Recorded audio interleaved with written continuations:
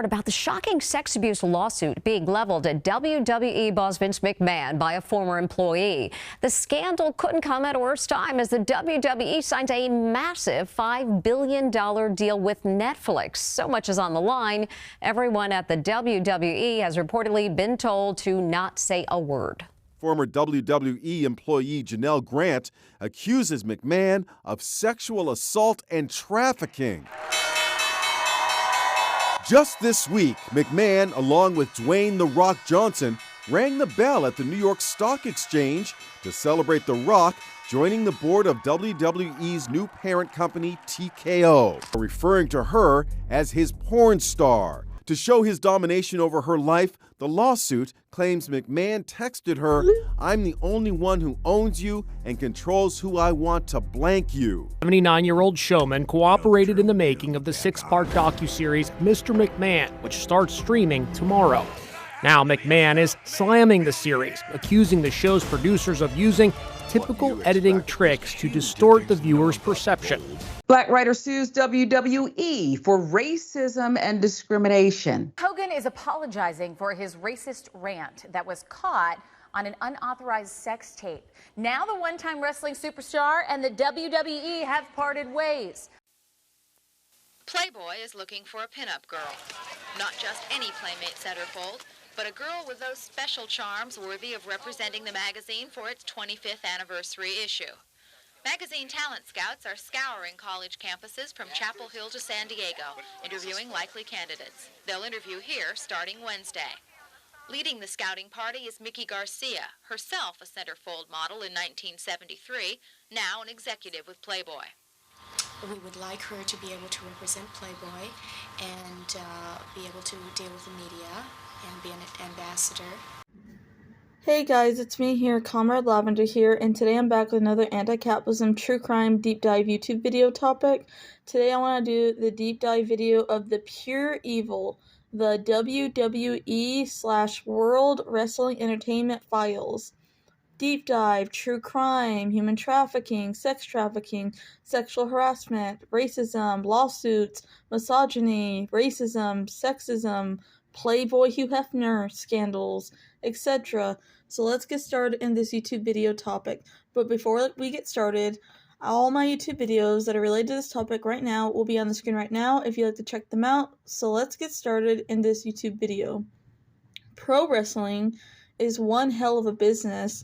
While the entertainment aspect can never be denied, there have certainly been a backstage and on-screen issues over the years that have left a sour taste in the mouths of those involved in the industry, as well as people on the outside looking in at this industry, the WWE. At the center of some of the biggest scandals and controversies has been WWE, with some of the biggest stories surrounding their company and their lengthy history being negative in nature. The former CEO of WWE, Vince McMahon, sued for allegedly enabling sexual abuse. A new lawsuit alleges Vince knowingly enabled the sexual exploitation of children by a WWE employee in the 1980s. The suit, filed on the behalf of 5 former WWE ring boys, alleges him and his wife, Linda McMahon, the WWE, and TKO Group Holdings, the league's parent company, knowingly allowed former ringside announcer Melvin Phillips Jr. to use his position to sexually exploit children as young as 12 and 13 years old. Phillips lured and manipulated the young boys with promises of meeting famous wrestlers, and attending highly popular wrestling shows, experiences that were otherwise unattainable for these kids, the lawsuit alleges. The lawsuit alleges that he was aware of Phillips' abuse of the children. In fact, the lawsuit alleges McMahon admitted that he was aware as early as the 1980s that Phillips had a particular and unusual interest in young boys. It was common knowledge in the WWE among the ring crew, wrestlers, and executives that Phillips surrounded himself with a posse of underage ring boys, including when he traveled across state lines and stayed in hotel rooms with the children, the lawsuit alleges. According to the lawsuit, The McMahons fired Phillips in 1988 after allegations about him sexually exploiting children continued to surface, yet they rehired him 6 weeks later, and the lawsuit alleges that he continued recruiting young men to sexually exploit. The lawsuit alleges the McMahons rehired Phillips on the condition that he steer clear from kids, yet he did not, and they knowingly let it happen. This lawsuit is the latest in a series of misconduct allegations against McMahon and the WWE. In 2022, McMahon stepped down as CEO of the WWE the following year and paid a multi-million-dollar settlement to Rita Chatterton, a former employee and referee who accused him of raping her in 1986. McMahon returned to WWE's board in January 2023. In 2006, Vince McMahon was accused of sexual harassment at a tanning salon in Florida, but the 78-year-old would ultimately escape any charges for the alleged incident. At the same time the Chatterton lawsuit, a separate tanning spa employee from California filed sexual assault claims in court, according to Wall Street Journal.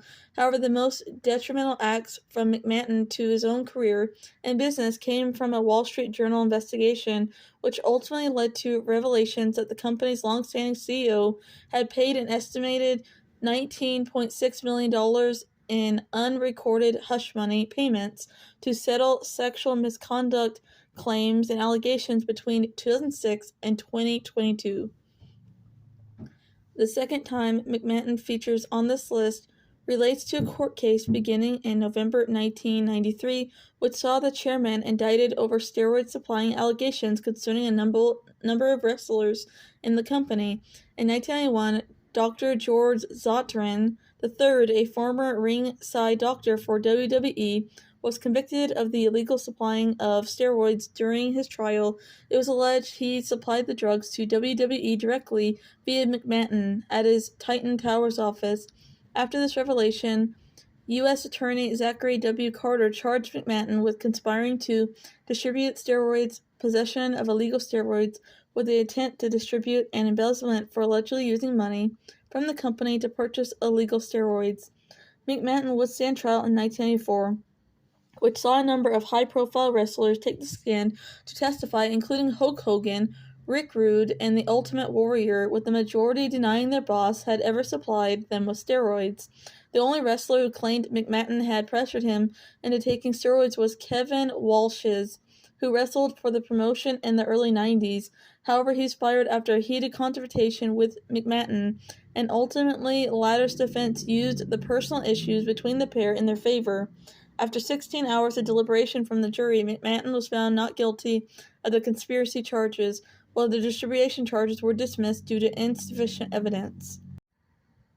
The WWE has long profited from racial stereotypes.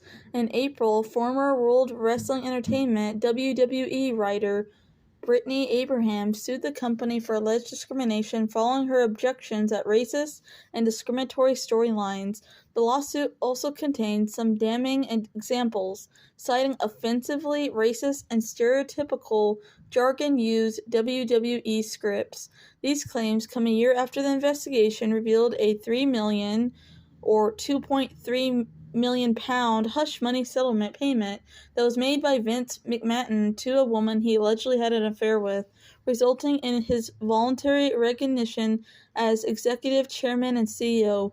Within 6 months, he had reappointed himself as executive chairman, resulting in further board resignations and objections.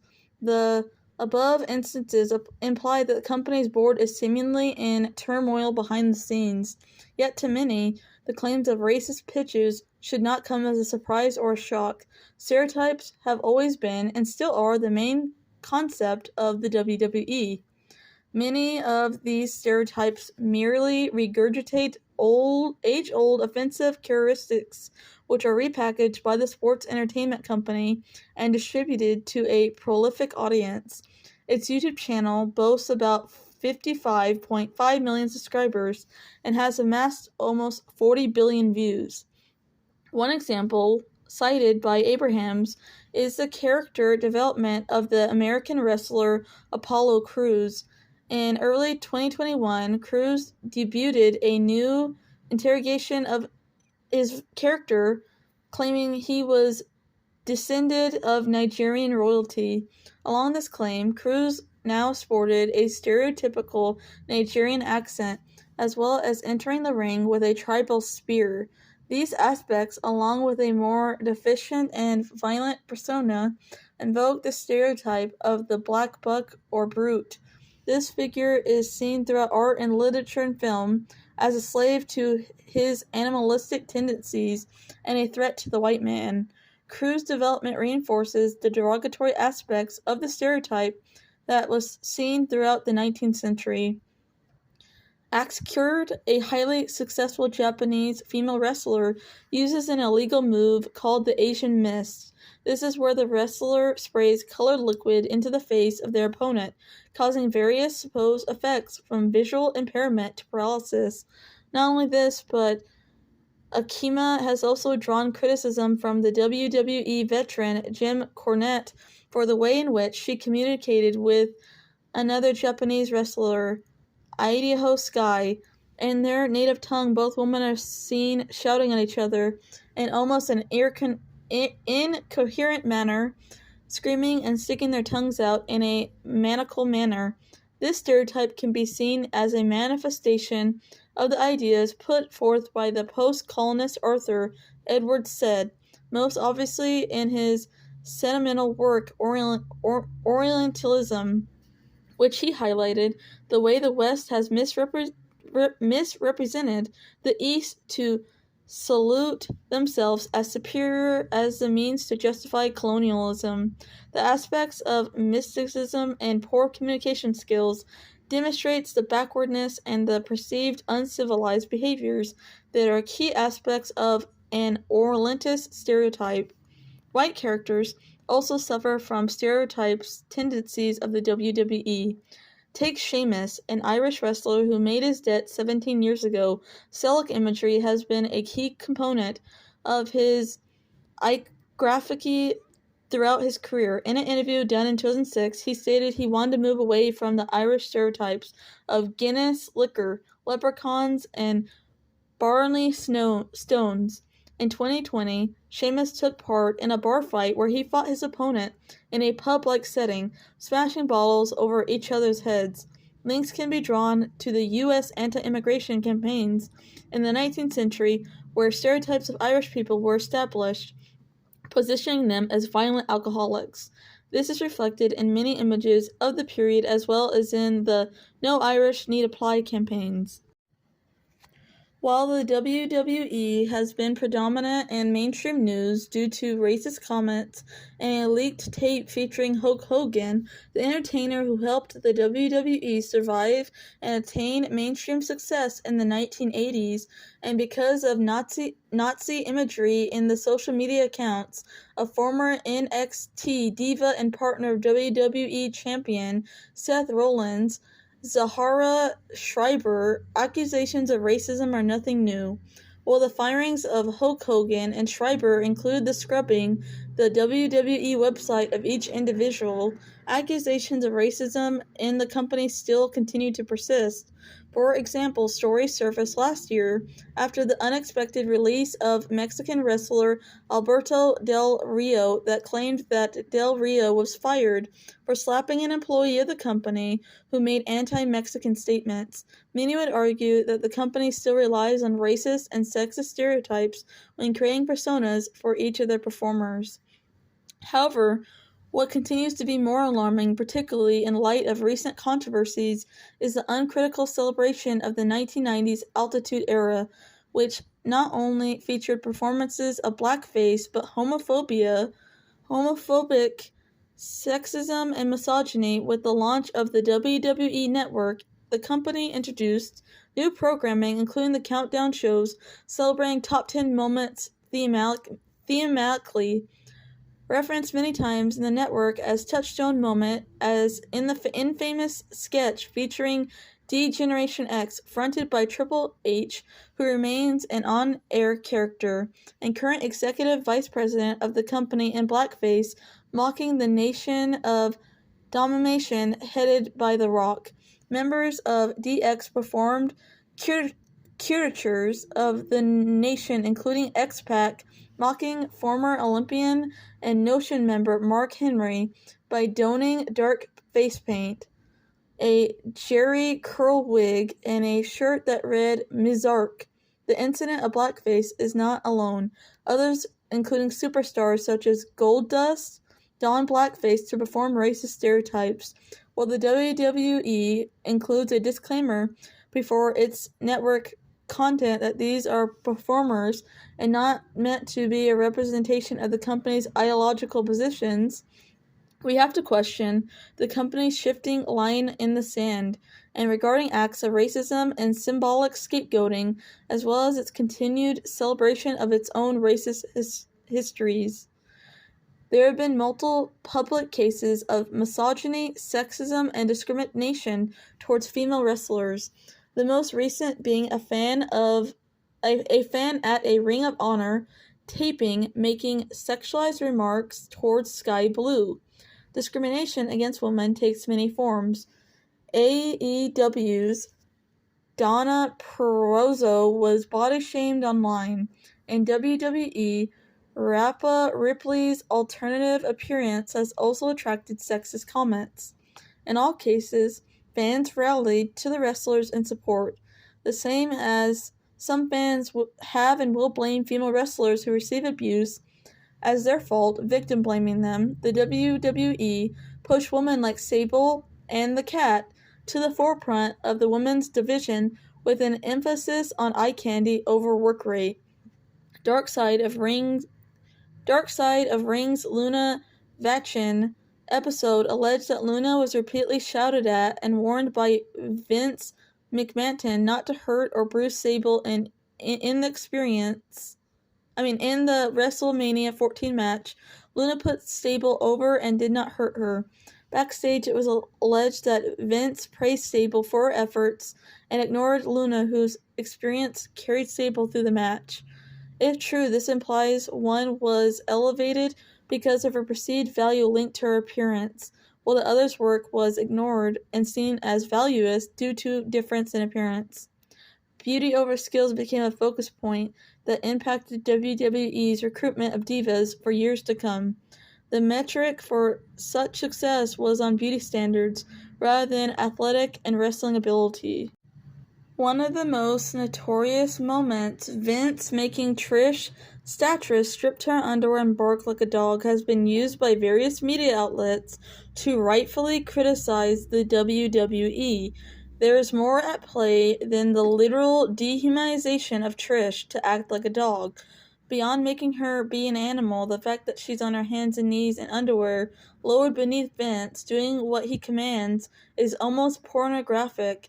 You have no idea how far I would go to degrade myself for the right cause. I would do anything for you, Mr. McMahon.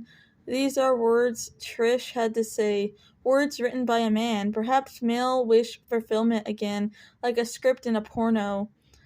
Vince's declaration that Hollywood hides behind the camera, everything we do, we live in front of 15,000 people, seems ominous,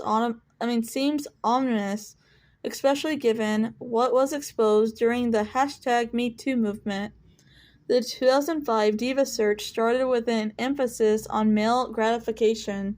Contestants were interviewed in their underwear. Co-host, the world's largest love machine, Viscera, told contestants not to be bashful and loosen up. In another instance, in the time of their heyday, Playboy magazine sold millions upon millions of copies of many female celebrities gracing the cover, and the centerfolds, the world of pro wrestling, also has its own history with the magazine. As most wrestling fans already know, the WWE has a history with Hugh Hefner and Playboy, and people should also know how problematic Playboy and Hugh Hefner is a predator.